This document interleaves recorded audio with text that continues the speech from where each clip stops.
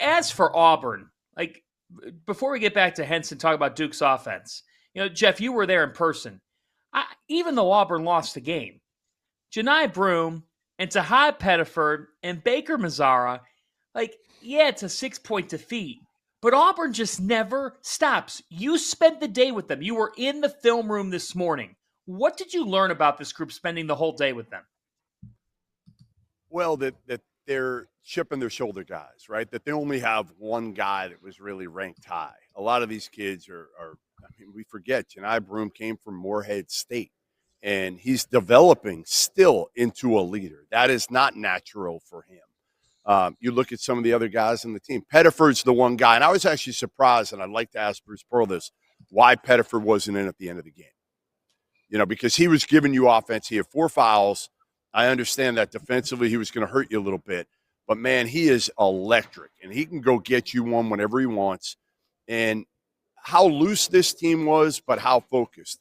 And Baker Mazzara, if he can keep his emotions in check, he's super talented, guys.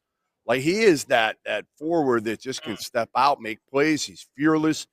He looked like, again, a guy that just was born to play at Cameron. I've seen a lot of players come through here. Henson, you have too. Some guys wilt under the pressure. Baker Mazzara rose to the pressure of playing here.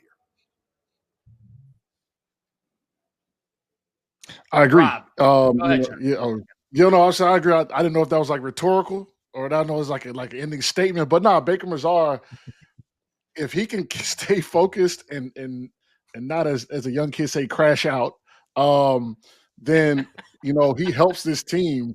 Him going into the scrum for no reason, the offensive foul, even dating back to last year where he got kicked out of the game. They need him to be at their best, and he needs to keep his emotions in check for his team to be the best team possible. So hopefully he understands that and continues that. Okay. Yeah. Go ahead, Van. I want to bring up what you just sent us because we have 4 minutes to talk about him, and you have to talk about him because you can't talk college basketball without talking about this player.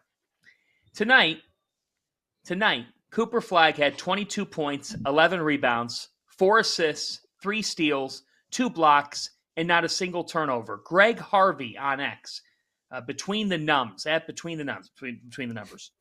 says no other player, men's or women's, has had such a stat line or better against an AP top 25 opponent in the last 25 seasons.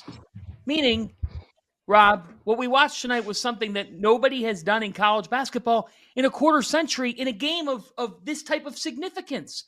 Cooper Flagg, we're watching him every single game, Rob. What stands out to you the most? We'll go Rob, Jeff, and John on this one. Well, one, what stands out the most is that you gotta have a lot of intestinal fortitude to make your Twitter handle be between the numbs, which that just on my ears. And two, you just had to do something. You just here, isn't it a dream? Funny, now what's going on now? Oh, okay, we're gonna have okay. Jeff, you know what? Forget I even said anything. This is very kind of Bruce Pearl to join us. Jeff, take it away.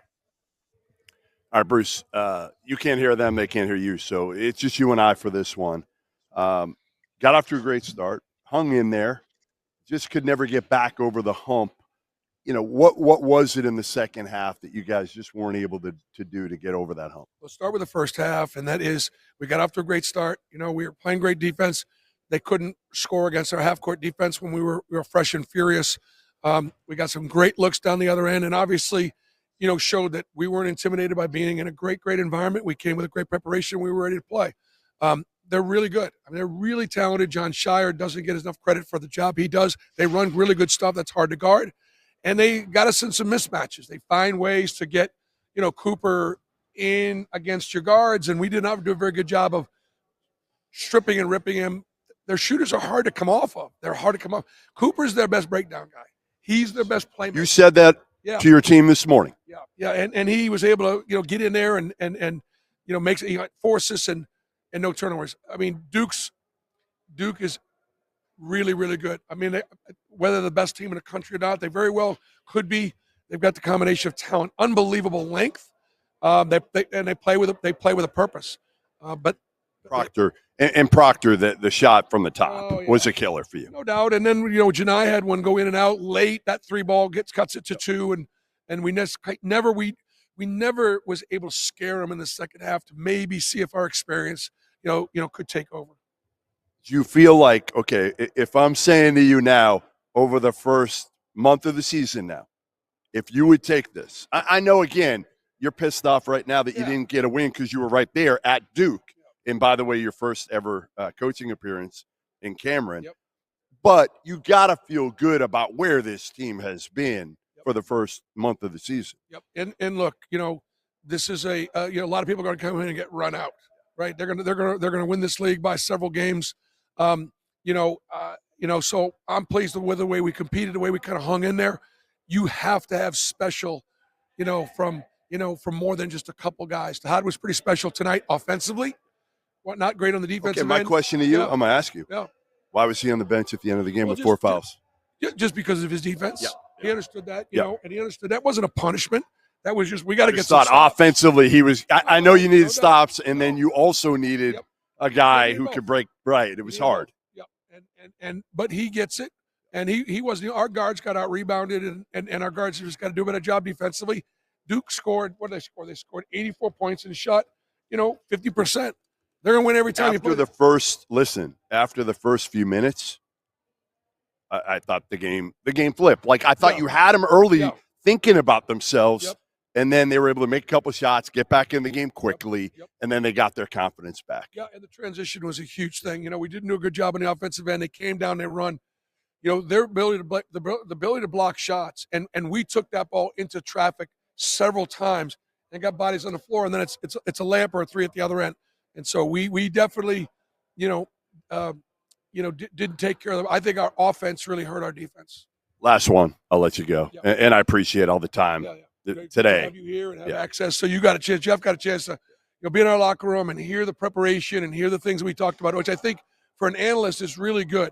Because you see the game unfold and you realize we don't have a lot of control of a lot of things that go on. No, out you there. say a lot of things that unfortunately you can't control once the ball goes up. You try, right? You tell them to force guys left. Yeah. Auburn's all game. Auburn's going to do a better job defensively. You cannot we turn people over on average 14, 15 times a game. It's too early. They had like 2 turnovers through the first 25, 28 minutes. All right, last one, and I'll let you run. Cooper Flagg, now you've seen him in person. Yeah. What are your thoughts on him now? Because other than not shooting the 3, I thought he did everything well today. He affects winning on both ends of the floor. His motor runs. He's a tough matchup. He's a really, really good player. 4 assists and no turnovers. There's some things that we might have done differently, but he's such a good passer of the ball. Like when we have Chad Baker and you put the ball in his hands, he can see over stuff, and we probably should have trapped him a little bit. He does get a pretty good whistle in here now. No, and one of the things I talk about is like, look, he's not in the NBA yet. Right. He's not in the NBA yet. And so we got good players too. And I thought we had a lot of guys that should have picked up a lot of fouls. He gets them because he's a great player. But I'm sure coaches in the ACC are gonna be pulling their hair out, going, "Hey, we got good players too."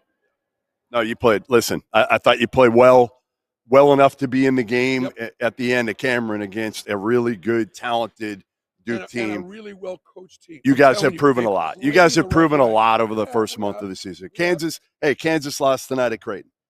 They lost to Creighton. So there's no dominant team. I know we've said, UConn was dominant last year. This could be a dominant team. I think this team is going to dominate the ACC.